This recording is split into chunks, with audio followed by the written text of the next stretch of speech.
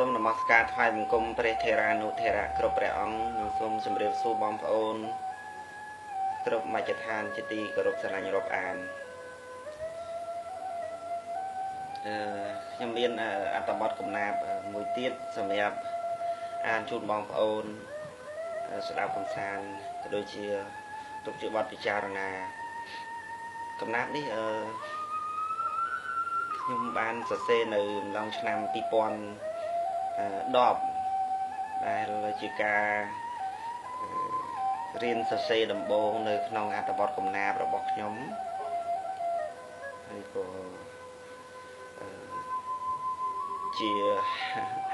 ជាការចាប់ផ្ដើមក៏ថាបានដែរព្រោះកាលនោះខ្ញុំមិន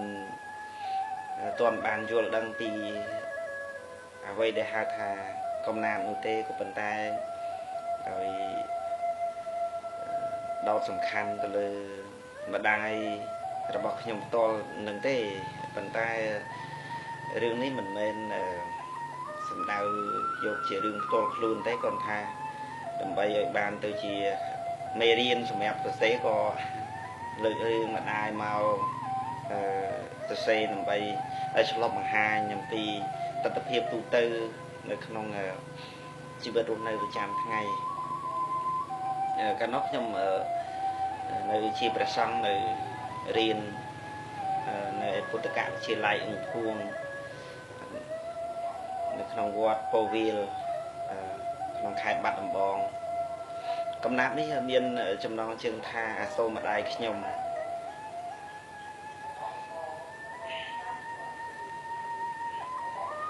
ខ្ញុំតែងជាបទពាក្យ7សំឡេងបាក់សីលឺរងំនឹកម្ដាយពីរំធ្លាប់ថ្នមបីចិញ្ចឹមថែកូនទាំងប្រុសស្រីដោយចិត្តភក្តីគ្មានកិច្ចការទឹកហូរទៅបាត់ខ្យល់ផាត់វឹងក្នុងចិត្តរំពឹងឃើញពុកម៉ែគាត់រស់នៅឆ្ងាយចំការស្រែគ្មានអ្នកមើលថែរស់យ៉ាងណាអោម្ដាយពន្លកស្មើជីវិត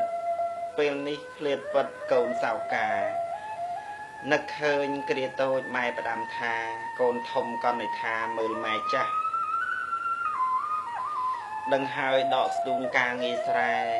ពុំសូវមានលហែម៉ែខំណាស់ភ្ជួរដីខ្លួនឯងឆ្លៀតជីកស្រះថ្ងៃក្តៅស្រឡះម៉ែមិនឈប់ចំណីអាហាររកឲ្យកូនមិនឲ្យដាច់សូនខំសពគ្រប់ខំអើយសែនខំទាំងថ្ងៃយប់កូនជ្រោកក្រោមលប់សពពេកក្រៃអង្រឹងកូនកេងម៉ែបំពេហាត់ថាទាំងទ្វេបីចរណៃយកខ្លួនបាំងខ្យល់យកសក់បាំងថ្ងៃកូនតូចថ្លើមថ្លៃបើដោះអ្នកម្ដាយទឹកដោះគឺឈាមកូនជញ្ជក់ឆ្អែតហើយដេកលក់មិនខ្វល់ខ្វាយម៉ែឆ្លៀតធ្វើការរៀបទឹកបាយទុកជូនឆោមឆាយពេលកូនភ្ញាក់ពុះអស់រែកទឹកឆ្លៀតបោះផ្ទះម៉ែខំរូតរះគ្មានទាស់តាក់បោកគក់ខោអាវជូនវលៈទឹកក្តៅត្រជាក់ថែពេលពៅមើលចុះម៉ែស្គមអស់កម្លាំងដៃជើងស្លេកស្លាំងគ្មានរៀងរើខោអាវ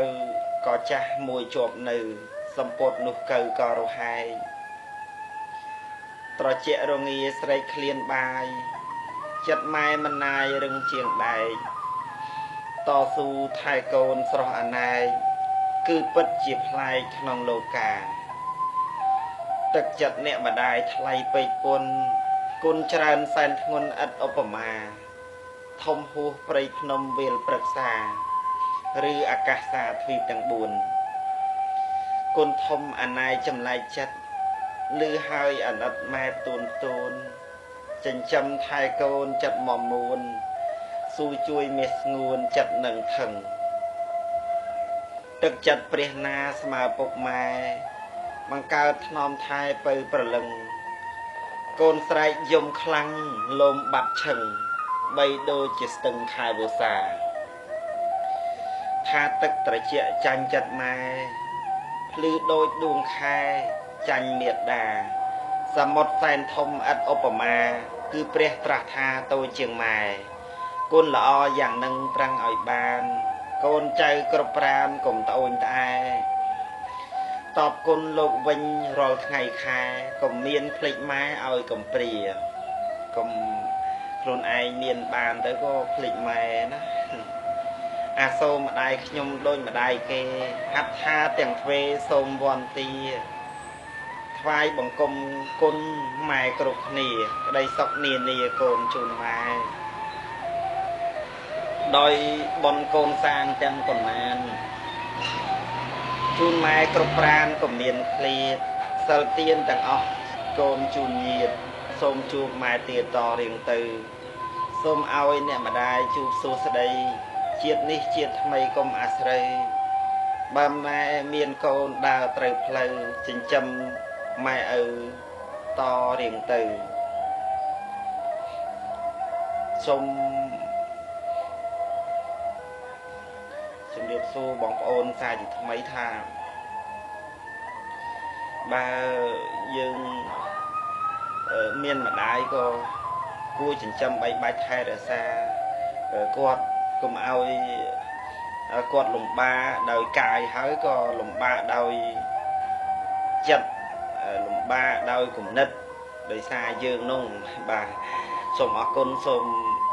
នមស្ការក្រាបថ្វាយបង្គំលាសូមជម្រាបលាបាទ